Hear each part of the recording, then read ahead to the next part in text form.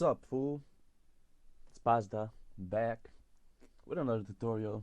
This one is gonna be pretty fun. I'm gonna teach you how to make like a classic, old school, boom bap beat. Uh, from the 90s, like a Mobb Deep beat or something like that. Like dark New York style. So yeah. Anyway, I set it up. I did the sound selection. We need some old school sounding drums. I can turn it up a little bit.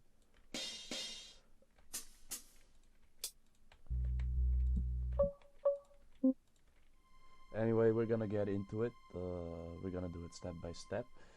So yeah, first thing you wanna do, you wanna set the tempo. So boom bap usually has tempo around, like, I don't know, you can go like down low even to 70 BPM, all the way up to like the high 90s, like 96, 97, 98, even like 100 BPM could work.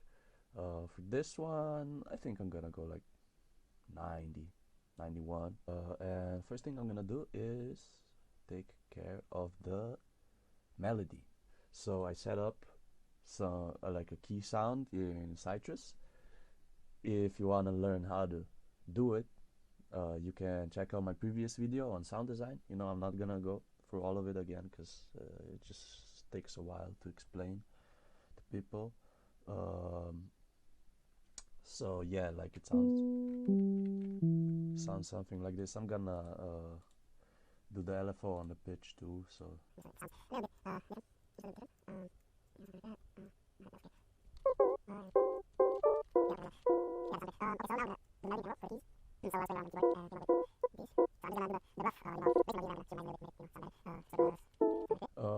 okay, so now I'm gonna do the melody in piano roll for the keys. So I was playing around on the keyboard and came up with these. So I'm just gonna do the rough, placement of these, and then I'm gonna humanize them a little bit to make it, sound better. So it was like this. I'm just gonna do this real fast.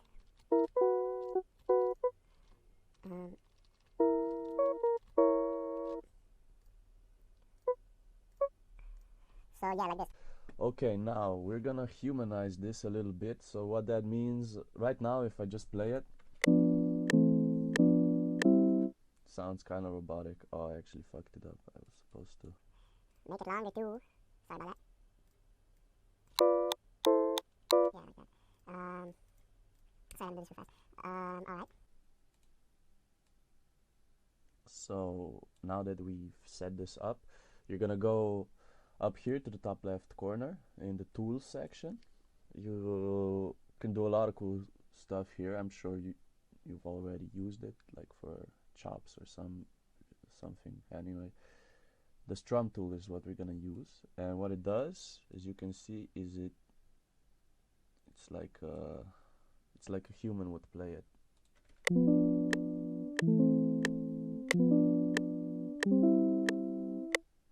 Yeah, so like that. And you can set up a lot of different. Wait, I'm gonna keep playing it so you hear what I'm actually doing. So with these time knobs, you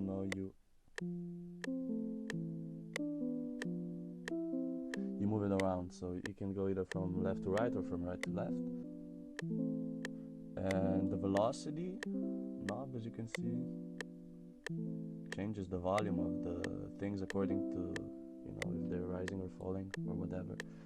If you would want to like be more specific about the volumes of your things, you can also use the select tool. Select all of these. If you have a hard time selecting all of them at once, you can like just do one and then hold shift and do it separately. And now that we have these ones like selected, we can also hold the Alt key and scroll up or down, and as you can see, that changes the velocity. I like this melody. I'm gonna name this pattern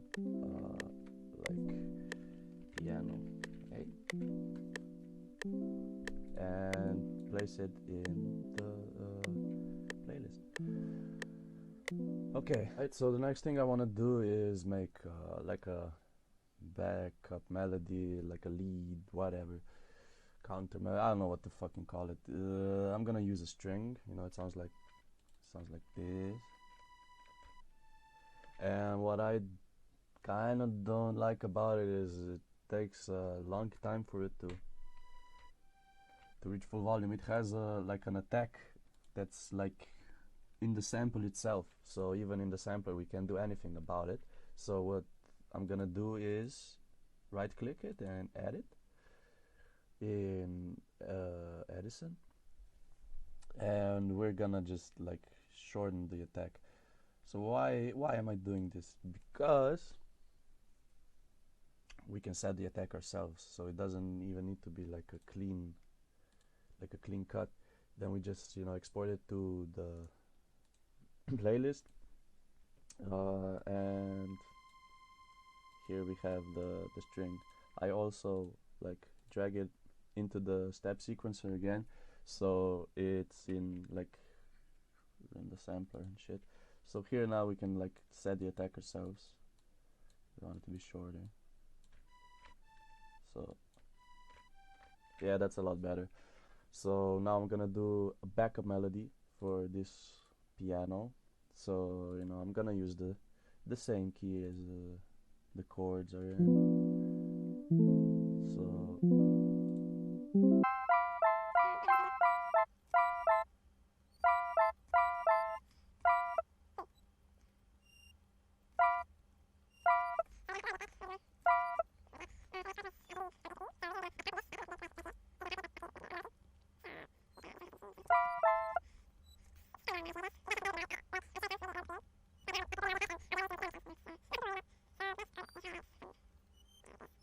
put it in here. Alright, yeah, that's it. Rename string. Okay, that sounds pretty cool. So a lot of time you can like layer the sounds even more. So we're gonna put this into the mixer and put a delay bank on it. Put timer on like 2. Turn on the FB filter. Put it on high pass.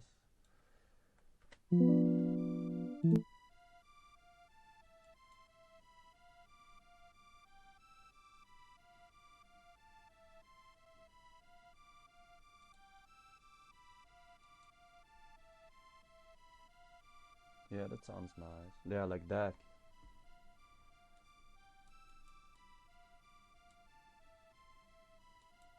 Let's put some reverb on it too. Not too much though, and the low cut you have to put it up a little bit higher so it doesn't like muddy the whole mix in the end.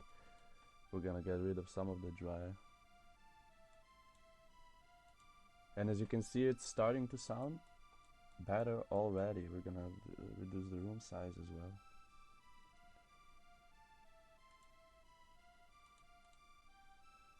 So yeah.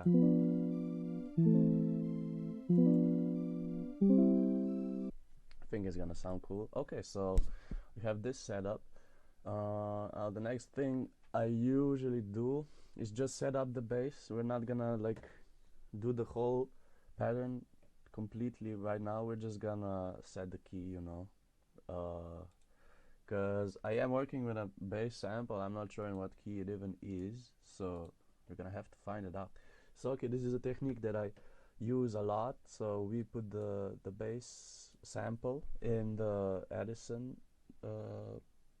tool, whatever program, and now we want to loop this shit. So let's turn on loop mode. Okay, right now it sounds strange, right? Because of this part right here. Sounds very strange. So I'm gonna do something here. So we're gonna select like only a little small chunk of this bass, and we're gonna loop it so it stays really uniform and stuff. And if you have snap enabled, it really helps you out.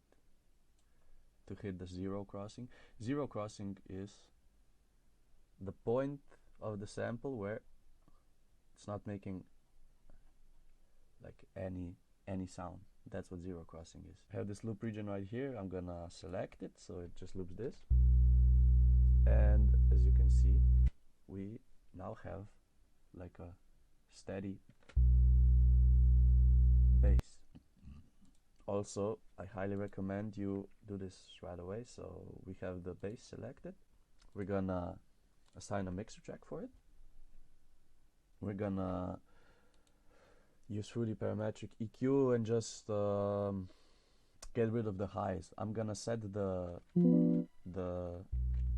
as you can see, there's like something going on in the high regions when I play it, like the tiniest little bit.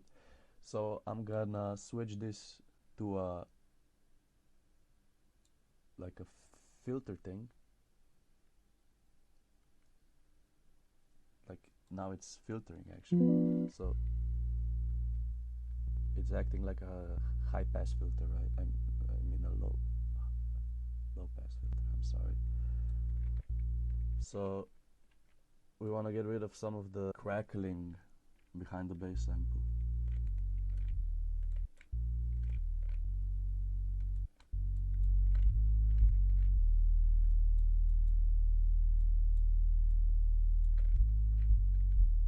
Yeah, okay, it's sounding alright.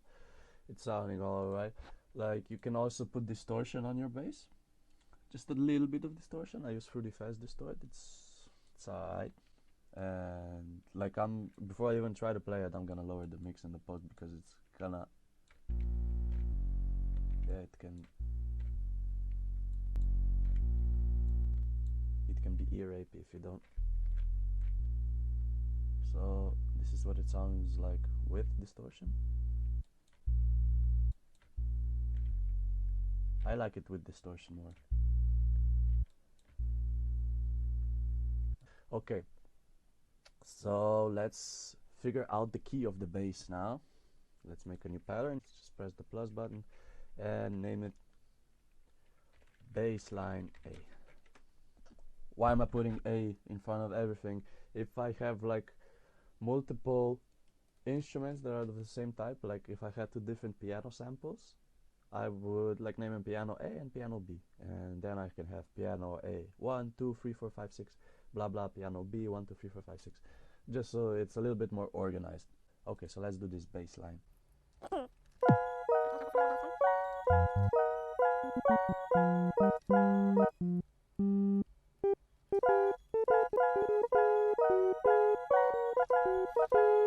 So it's actually gonna be on the sharps for some reason. Yeah, like I said before, the bass is not always gonna be set to C. Yeah, so I think I hit it correctly. So now let's tone it down an octave or even two. Let's see what.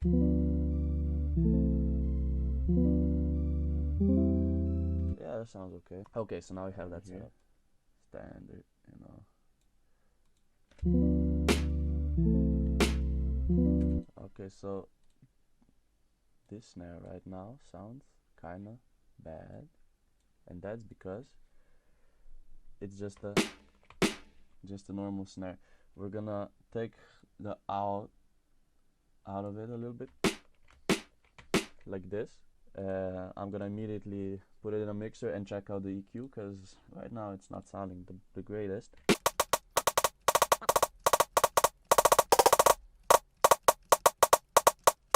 That sounds okay. And we're gonna layer this snare. It sounds a little bit better. Then we're gonna use a crash sample, nothing special, and we're just gonna make another pattern for the crash.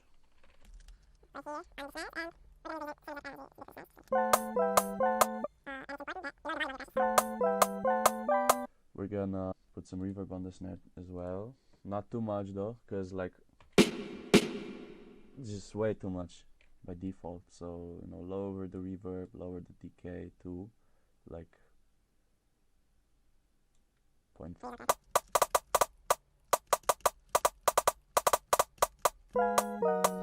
It's sounding a lot better. The crash has to be quieter, but you know, we're gonna EQ it out as well. So let's open up EQ again.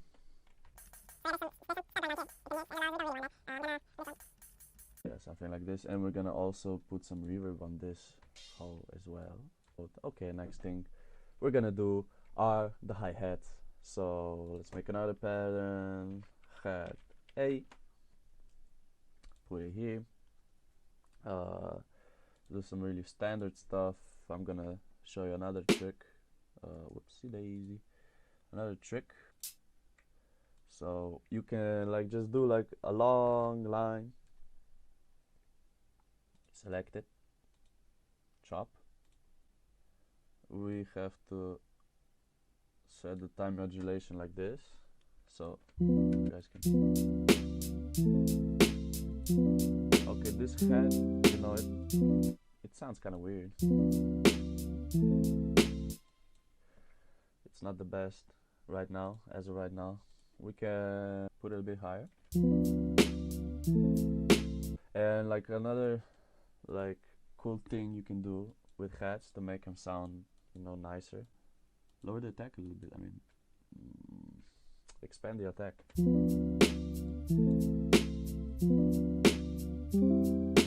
They're way softer. They're like a shaker now. And also like they swing a little bit, you know, to the right. So you also have more of that human feel, you know. It's like a drummer that's hitting the hats, you know. He's not always gonna hit them robotically, like exactly on the beat. And also to humanize them a little bit more, you can like yeah. So okay, so now they're ungrouped. Let's select every other one, and again let's hold down the Alt key and lower them down.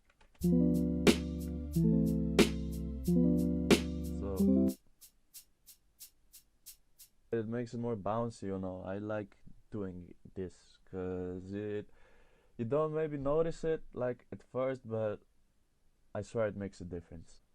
We have an open hat here. I'm gonna get rid of the Alt again because I want to put my own reverb there. I want to control how much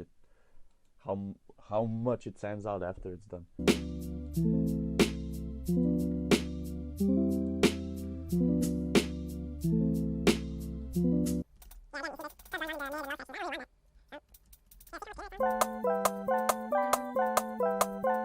Yeah, boy.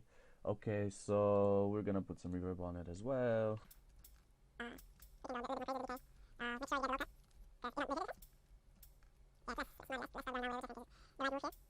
Yeah. That's sounding pretty good.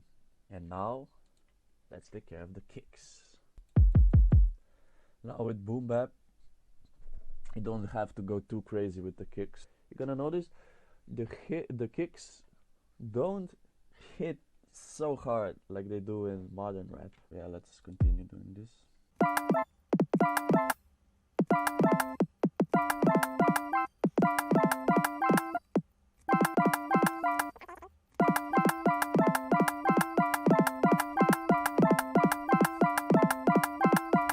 Now it's sounding like a pretty good loop. We have to take care of some business though. Put on for the EQ. We're gonna boost the lows a little bit. Okay, what I noticed too, the piano, I don't think I even have it in the mixer yet. No, I don't. Yeah, that's exactly why. The piano is way too loud, bro. Mudding all the other instruments in the mix. So we're gonna turn on the EQ and let's see what's going on. So as you can see, a lot is going on in the low section. That's what's making our mix not the greatest. So in context,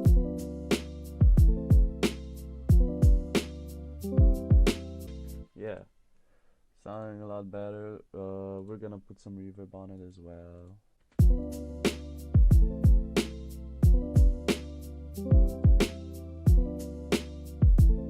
Alright, I'm pretty happy with this. Let's make this prettier. Let's fix it up, clean it up. make it nicer. So what I do is I open the snare in the mixer and I use Fruity's soft clipper. Now soft clipper, it's like a limiter, but it's really simple to use. So let me show you what it does.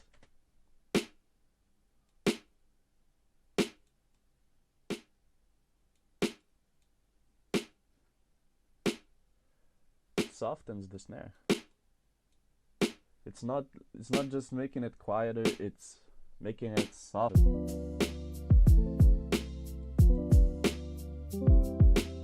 So yeah, I do the same on the kicks. Just look.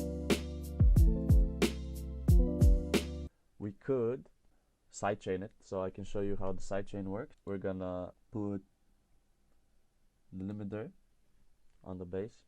You can hold the Alt key and the left and right buttons to move things around in the mixer. So I'm gonna move this bass next to the kick just for conveniency purposes.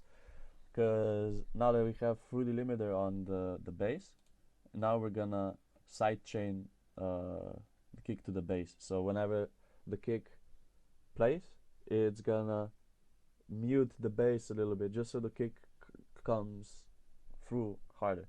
So when I have the kick selected in the mixer, I go to my bass mixer channel and I right click this arrow here, and now we're gonna select sidechain to this track. Open up the limiter, go to compressor. So we have to right click on this sidechain box right here and select kick A. So now it's actually gonna sidechain this whenever the kick is playing. So just so you guys can hear what's actually going on, I'm gonna raise these up an octave again, louder too. And now that we've set our threshold, we lower the ratio underneath.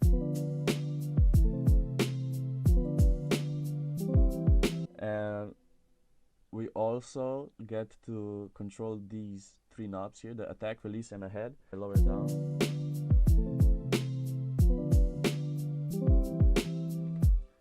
And if I put it, as you can see, if I put it like to the max, it doesn't even get to unmute itself.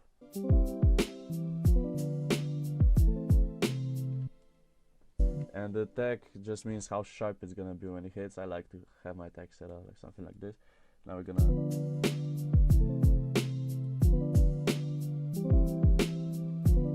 something like this, and let's lower the bass down again.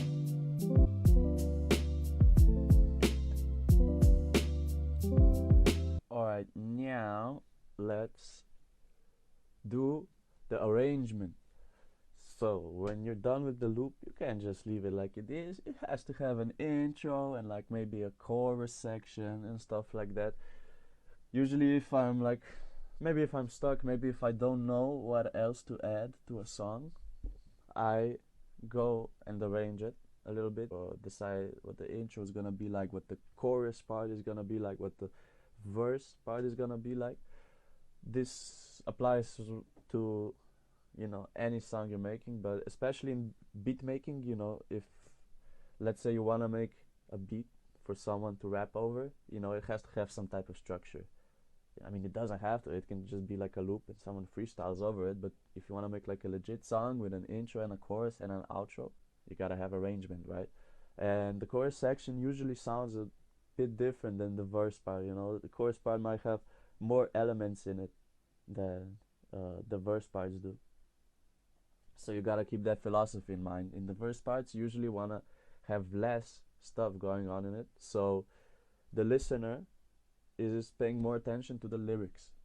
And then in the chorus section, you know, the lyrics are not as important. Maybe, you know, it can be a short chorus or whatever. It can be just like 3 or 4 words, and there you can go a little bit more crazy with the amount of elements that are going on. So yeah, we have this, like, this is the standard loop that we have. I usually like just, you know, select it, move it to the right a little bit, and you know, in the intro, I'm not gonna be super creative with this one, so just something like this, right? and then we can like build it up a little bit with the strings.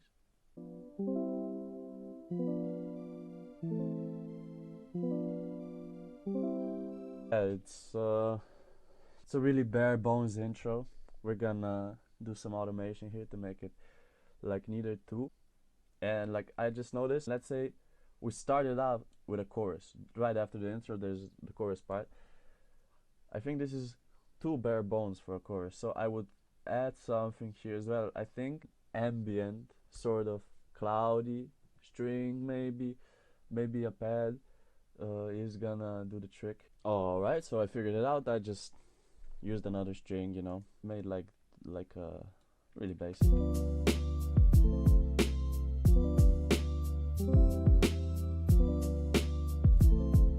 Yeah, so the chorus part, and now we're gonna go into the verse part, you know. So this is where the rapper starts rapping. So after, you know, the chorus part,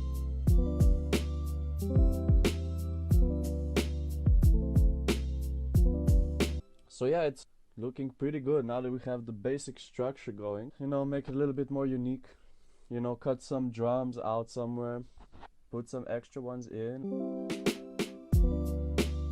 Okay, no, that sounds shit, so we're not gonna do that.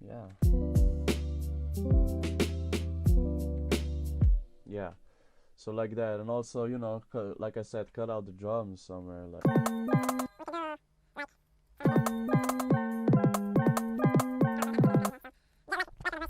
happen.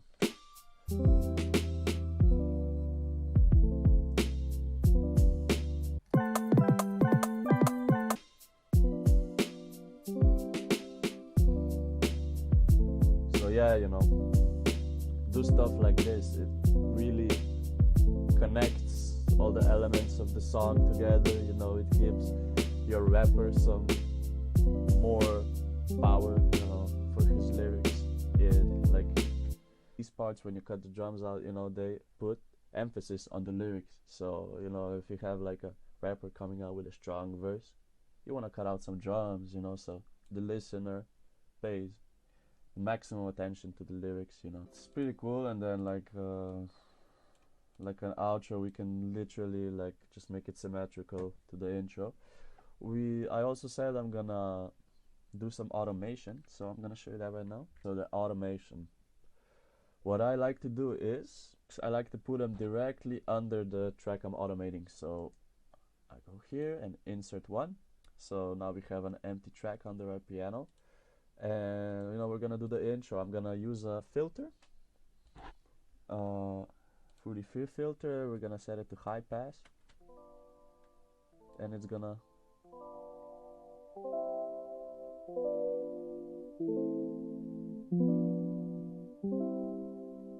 yeah. So right click it, create an automation clip. It's right here. Just do this.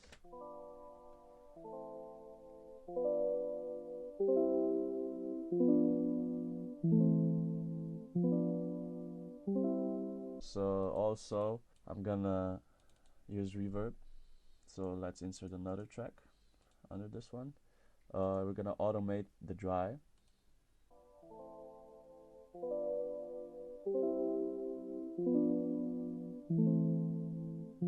And we're gonna also bring in the strings in a similar way. And this is what we could do. You could also, you know, use the filter like here, with where the empty drum parts are, you know.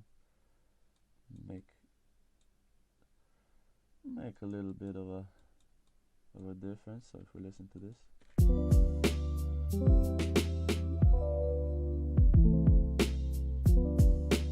pretty cool, right? I'm pretty happy with this. I think I'm gonna end this one right here. You know, it's one of the more basic beats that I made like in recent times, but I think that's great. There's nothing wrong with a basic beat if it does everything right. It just sounds cool. And also, you know, if you're into beat making, you want to keep it simple, you know. You want the rapper to shine on your beat, you know. Of course you want to make a great beat, but a great beat maker, I think, is a person who knows how to make the rapper shine. So yeah, I'm gonna play you the whole thing, so you see what it sounds like. And yeah, thanks for watching. See you next time.